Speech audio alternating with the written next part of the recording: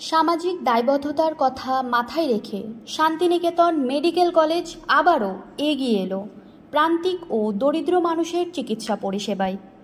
কলেজের কর্ণধার মাননীয় শ্রী মলয়পীঠ মহাশয়ের উদ্যোগে শুরু হয়েছে সম্পূর্ণ বিনামূল্যে চিকিৎসা পরিষেবা। আগামী 20শে মার্চ পর্যন্ত পাওয়া যাবে বিনামূল্যের এই স্বাস্থ্য পরিষেবা। এখানে রোগীরা ডাক্তার দেখানোর সঙ্গে সঙ্গে বিভিন্ন ধরনের পরীক্ষা নিরীক্ষাও করাতে পারবেন সম্পূর্ণ বিনামূল্যে। মলয়বাবু আমাদের জানান, অনেক মানুষ রয়েছেন যারা অর্থনৈতিকভাবে দুর্বল।